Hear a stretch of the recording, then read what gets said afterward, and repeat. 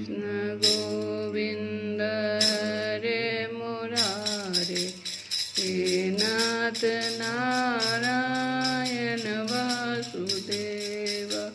श्री कृष्ण गोविंद हरे मुरारे, हे नाथ नारायण वासुदेव।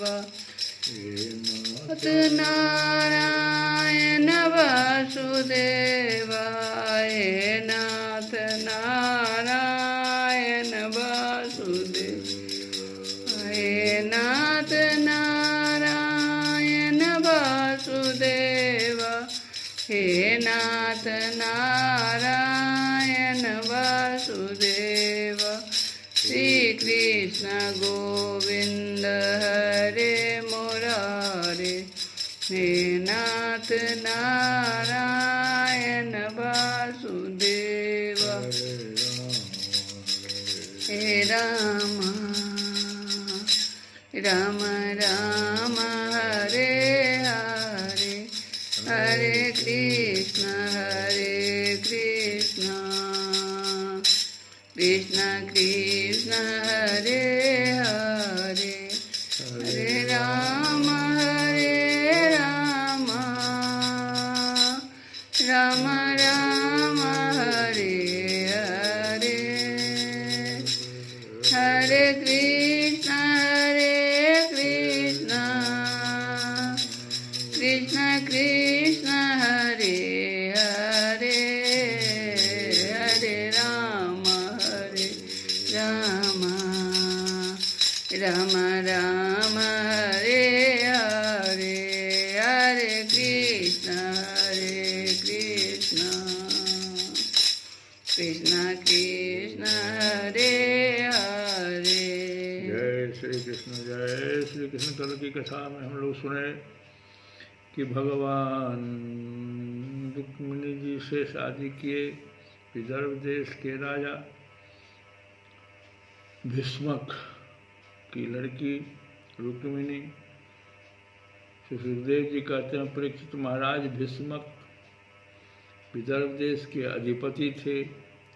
उनके 5 पुत्र और 1 सुंदरी कन्या थी। सबसे बड़े पुत्र का नाम था रुक्मी और 4 छोटे थे जिनके नाम थे क्रमशः रुक्मरथ, रुक्मबाहु, रुक्मकेश और रुक्ममाली।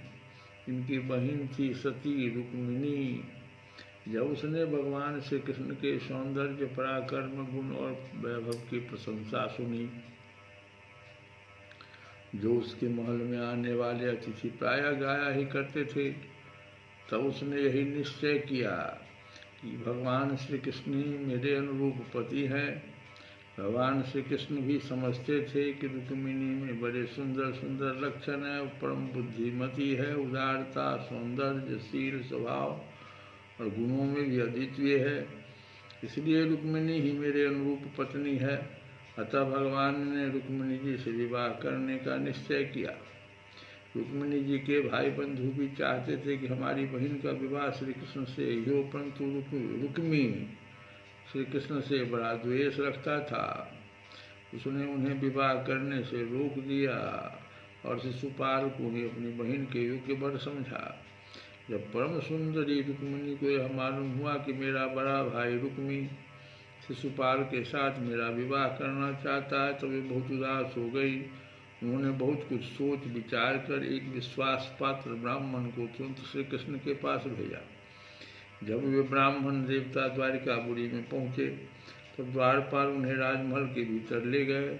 वहाँ जाकर ब्राह्मण देवता ने देखा कि आदि पुरुष भगवान श्री कृष्ण सोने के सिंहासन पर विराजमान है।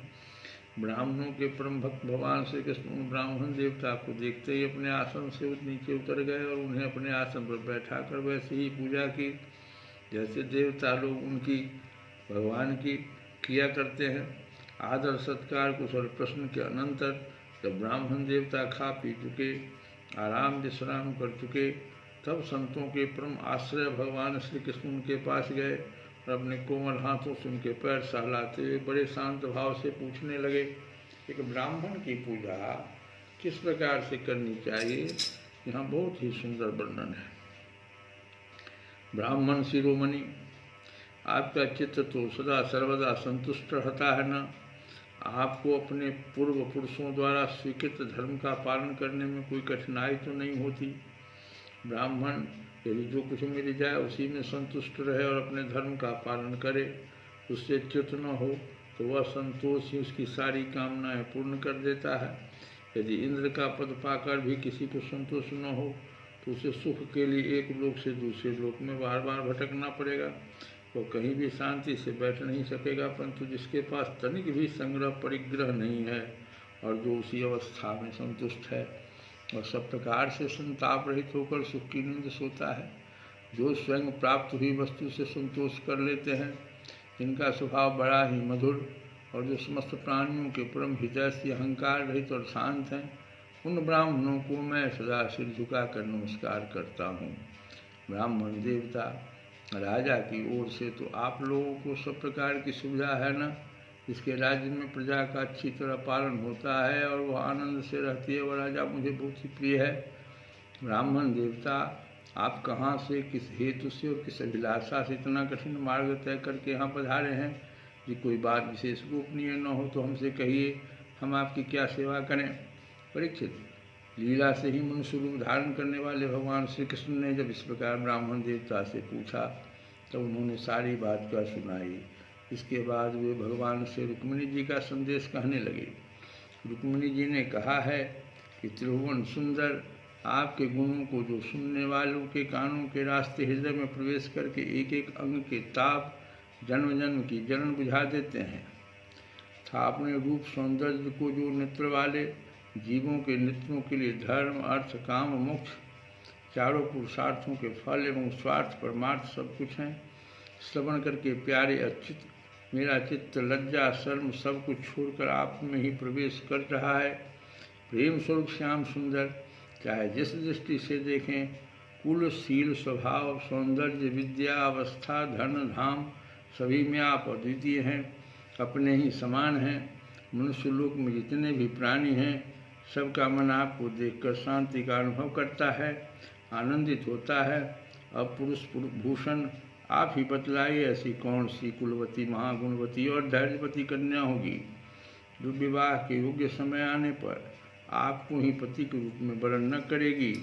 इसलिए प्रियतम, मैंने आपको पति रूप से वरण किया है। मैं आपको आत्मसमर्पण कर चुकी हूँ। आप अंतर्यामी हैं। मेरे हृदय की बात आपसे छिपी नहीं है। आप यहाँ पधार कर मुझे अपनी पत्नी के रूप में स्वीकार कीजिए। तो इस प्रकार से भगवान को अपना संदेश कहती है और रुक्मिणी जी का कहना है कि ऐसे वर को क्या वरू, ऐसे वर को क्या वरू, जो जन्मे और मर जाए। तो वरिये गिरधर लाल को, तो क्या करना है? तो वरिये गिरधर लाल को, जुड़े ते अमर हो जाए। तो रुक्मिणी जी कहती हैं कि मुझे सांवरे से कोई तो मिला दो, मुझे सांवरे से कोई तो मिला दो,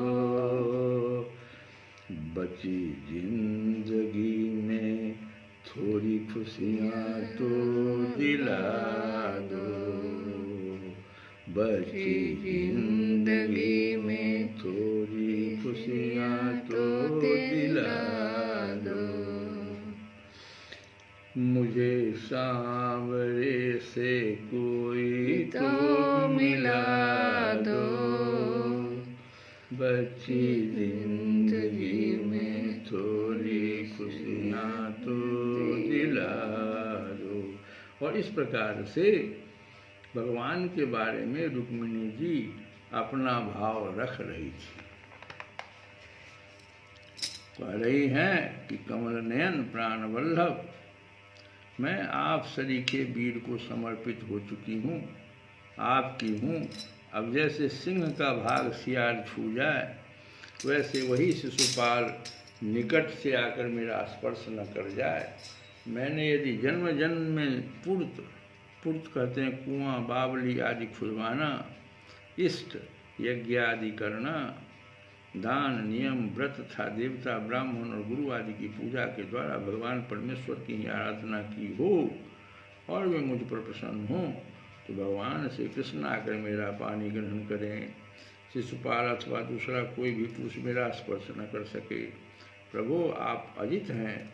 जिस दिन मेरा विवाह होने वाला हो, उसके एक दिन पहले आप हमारी राजधानी में गुप्त रूप से आ जाइए और फिर बड़े बड़े सेनापतियों के साथ शिशुपाल था जरासंध की सेनाओं को मत डालिए, तहस नहस कर दीजिए और बलपूर्वक राक्षस विधि से वीरता का मूल्य देकर मेरा पानी ग्रहण कीजिए।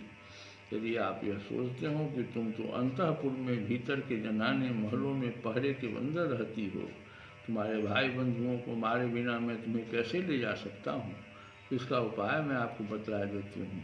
हमारे कुल का ऐसा नियम है कि विवाह के पहले दिन कुल देवी का दर्शन करने के लिए एक बहुत बड़ी यात्रा होती है, जुलूस निकलता है, जिसमें विवाहित जाने वाली कन्या को, दुल्हन को नगर के बाहर गिरिजा देवी के मंदिर में जाना पड़ता है।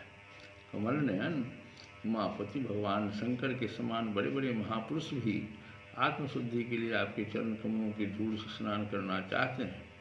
यदि मैं आपका वह प्रसाद, आपकी वह चरण धूल नहीं प्राप्त कर सकी, तो व्रत द्वारा शरीर को सुखाकर प्राण छोड़ दूंगी, चाहे उसके लिए सैकड़ों जन्म क्यों न लेने पड़े। कभी न कभी तो आपका वह प्रसाद अवश्य ही मिलेगा।